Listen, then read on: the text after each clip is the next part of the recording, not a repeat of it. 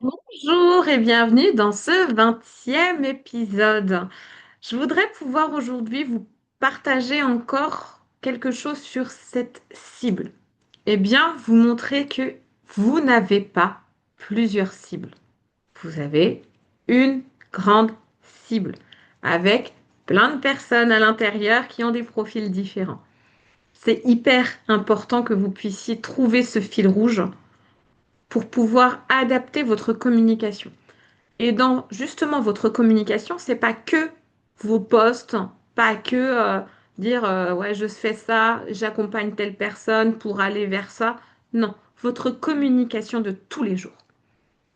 C'est vous rendre compte que plus vous vous enfermez dans cette cible, plus vous passez à côté de ce qu'il y a de plus essentiel, c'est-à-dire la connexion aux autres. Le monde entier est un prospect. Tout le monde. Vous ne savez pas en face de vous la personne, c'est quoi ses problèmes. Donc, plus vous vous enfermez dans cette cible, plus vous cherchez cet avatar client ou ce style de personne-là. Moi, je veux accompagner les femmes qui sont en période de divorce pour aller vers ça et tout ça. Ok, mais c'est pas marqué sur le front de la personne, en fait. Donc, pour ça, ce qu'il y a d'important, c'est est-ce que vraiment alors, si vous avez un accompagnement exprès par rapport au divorce, bien sûr que oui. Vous allez vouloir accompagner les femmes qui sont en cours de divorce. Et il est important de le dire. Mais c'est justement ce côté-là qu'il est hyper important de pouvoir adapter dans votre communication de tous les jours. C'est que au final, oui, c'est une femme qui est en cours de divorce. Ça, c'est ce qu'elle est, c'est la case un peu dans laquelle elle est. Mais ce qu'elle ressent, c'est ça le plus important. C'est cette perte de repère. C'est vraiment ce côté, mais maintenant, mais qu'est-ce que je fais? Vers où je vais? Comment je reconstruis ma vie? Comment je me retrouve moi? Et c'est là-dessus où il y a ce côté connexion qui va être intéressant. Vous avez, suivant la spécificité, pardon, de vos accompagnements, bien sûr, des endroits où vous préférez accompagner telle ou telle personne. Il n'y a pas de souci sur ce côté-là, c'est tout à fait normal. Mais ce n'est pas marqué sur le front de la personne qu'elle est en cours de divorce, ou qu'elle est salariée, ou qu'elle est entrepreneur en fait. Donc, comment est-ce que vous permettez aux personnes de vous dire c'est quoi leur problème? Si vous arrivez en mode, bim, moi je fais ça, j'accompagne ça pour aller vers ça, warrior quoi. Warrior, moi je sais ce que je fais, je vais t'emmener là et tout ça. Ok, sauf que tu as déjà grillé toutes tes cartouches parce que tu ne connais pas le problème de la personne qui est en face de toi. Laisse la personne parler. Laisse la personne parler. Demande-lui, en fait, voilà, des choses simples et rapidement, la personne, elle va être contente de pouvoir te dire ses problèmes, ce qu'elle ressent, comment ça va pas, comment ça se passe. Et en fonction de ces problèmes, c'est là où tu vas pouvoir te dire, ah ouais, ok, oui, il y a ça. Moi, je peux l'aider là-dessus. En fait, qu'elle divorce ou qu'elle divorce pas, ça m'intéresse pas. Je peux l'aider là-dessus. Donc, parler à tout le monde, c'est là où c'est justement super intéressant.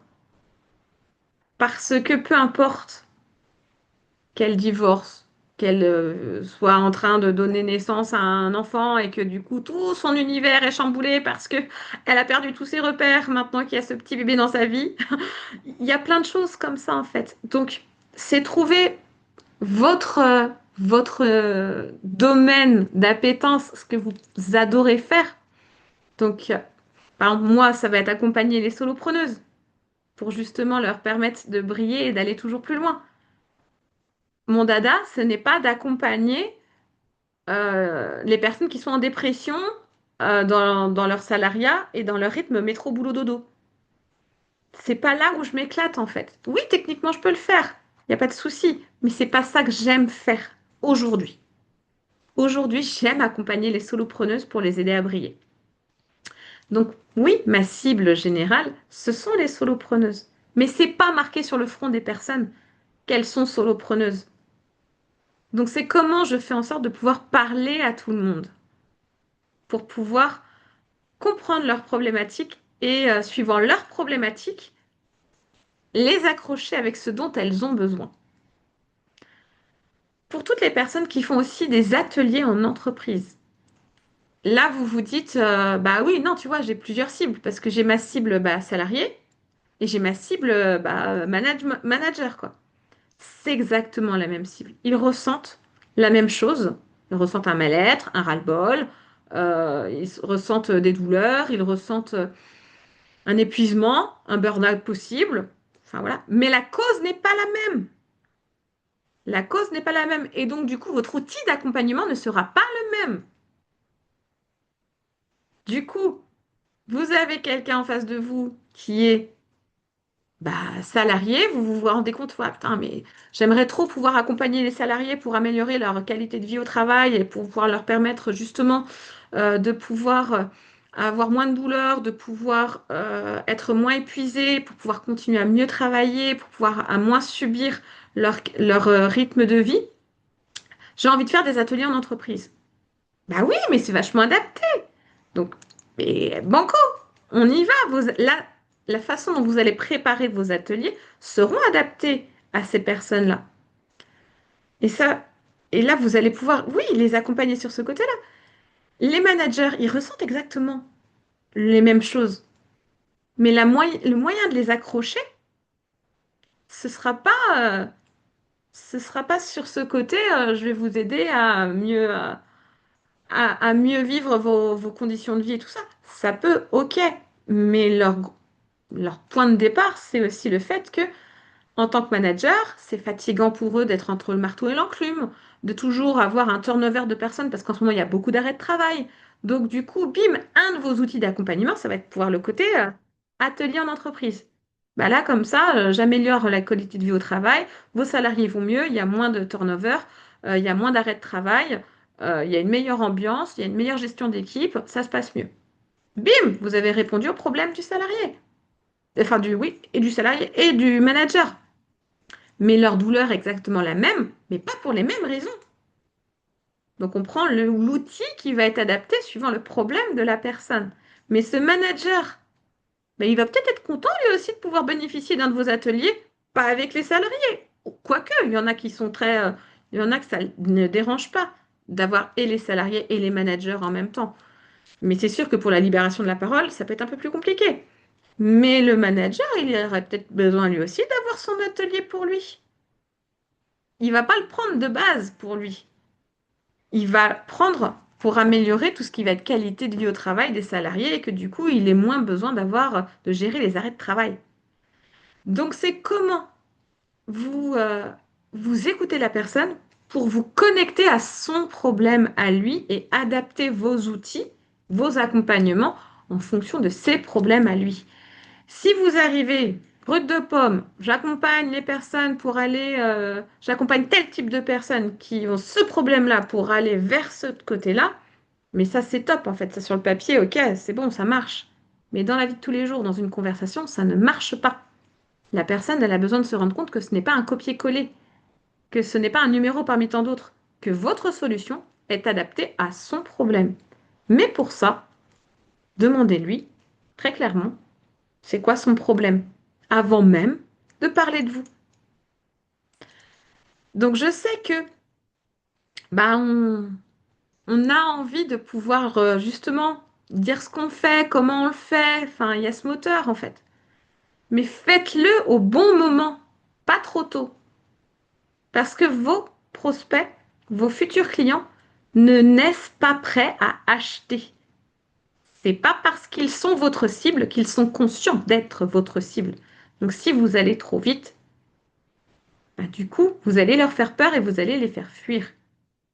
Discutez avec les gens. Voyez quels sont leurs problèmes. Quand vous avez leurs problèmes, parlez-leur de ce que vous faites. C'est hyper important de pouvoir justement parler à tout le monde et de se rendre compte que tout le monde potentiellement est un prospect. Comme ça, je grille pas mes cartouches parce que je ne sais pas la personne en face de moi, qu'est-ce qu'elle fait dans la vie. Je ne sais pas qu'est-ce qu'elle traverse en ce moment, je ne sais pas quels sont ses ressentis. Donc, laissez la personne vous dire son problème, son prisme à elle, et connectez-vous à son prisme à elle, pas au prisme que vous pensez qu'elle a. C'est là où c'est super important. Donc pour toutes les personnes qui envoient 50 ou 100 messages copiés-collés par jour, il n'y a pas de souci, hein. Je veux dire, moi je le fais pas, mais j'ai rien contre toutes les personnes qui le font, hein. En disant, moi j'accompagne telle personne, tu veux aller justement faire ça, tu veux sortir de ton rythme métro boulot dodo, je t'accompagne justement pour aller vers ça, tout ça. Mais en fait, tu sais pas c'est quoi mon problème. Tu sais pas c'est quoi ma vie, et tu es déjà en train de me proposer des solutions. Bah non, quoi. J'ai trop l'impression d'être un numéro parmi tant d'autres. La prospection en masse comme ça, aujourd'hui, ça ne fonctionne plus, en fait.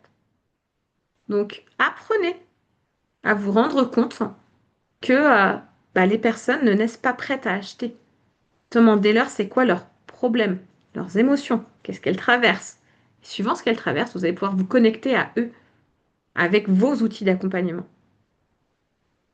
Et c'est aussi vraiment se rendre compte, suivant la nature de vos business, parce que moi, par exemple, on m'a dit, bah, t'accompagnes quel style de solopreneuse? M'en fous, en fait. Qu'elle soit thérapeute, qu'elle soit coach, développeuse web, assistante digitale, elles ont toutes le même ressenti, hein. Que du coup, qualifier des prospects, ça peut être compliqué. Parler devant tout le monde, ça peut être compliqué. Euh, je sais pas, j'ai envie de faire du groupe, mais je sais pas à quel endroit le mettre. Prendre la parole devant un groupe, je sais pas comment faire. Gérer les énergies d'un groupe, je sais pas comment faire. Mais techniquement, je suis désolée, hein, même une développeuse web, le groupe, c'est super intéressant pour elle. Pourquoi? Parce qu'elle peut faire des ateliers, justement, des ateliers payants ou des ateliers gratuits, pour éduquer sa cible et leur montrer que justement son accompagnement va être intéressant pour elle. Donc tout le monde, une assistante digitale, même si elle fait que du un pour un, peut faire du groupe en fait. Moi j'ai une assistante digitale qui a travaillé avec moi pour pouvoir apprendre à créer des ateliers de prospection où elle proposait à des entrepreneurs, à des PME, à des plombiers, des artisans, voilà ce côté-là.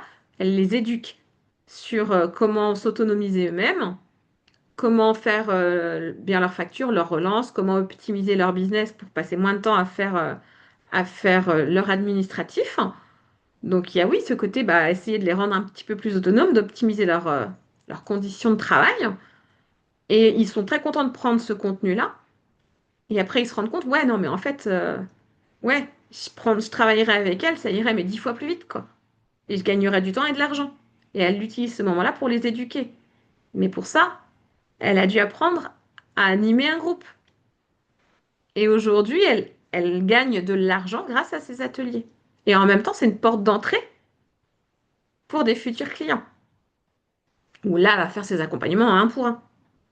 Donc oui, parler à tout le monde, devant tout le monde, être OK avec ce qu'on propose, savoir écouter clairement les autres pour savoir quels sont leurs problèmes, c'est indispensable. Vos clients ne naissent pas prêts à acheter. Qualifier des prospects quand on ne sait pas parler à tout le monde, c'est compliqué. Et ne vous enfermez pas dans plein de cibles. Trouvez leur fil rouge. Voilà pour aujourd'hui. J'espère que ça va pouvoir un petit peu vous aider à approfondir tout ce côté-là sur le fait de parler à tout le monde, l'importance pour moi de parler à tout le monde qui est extrêmement importante. C'est le b.a.-ba d'un chef d'entreprise, en fait. C'est là où on se dit, ouais, c'est justement intéressant parce que votre business, il est évolutif. Ça va toujours évoluer. Et votre posture, le fait de savoir justement parler aux autres et vous adapter en fonction de ce qu'ils vont vous dire, ça peut être, oui, fatigant. L'écoute active, hein, j'ai pas dit que c'était un don inné, hein. Il n'y a pas de souci, hein, ça s'apprend. Mais quand on sait maîtriser l'écoute active, c'est un super outil pour pouvoir closer les personnes. Je vous laisse là-dessus. La semaine prochaine, on va pouvoir reparler un petit peu du pourquoi. du pourquoi et de comment notre pourquoi est un vrai moteur quand notre motivation commence à diminuer, voire même s'éteindre. Allez, je vous souhaite une bonne journée et je vous dis à la semaine prochaine.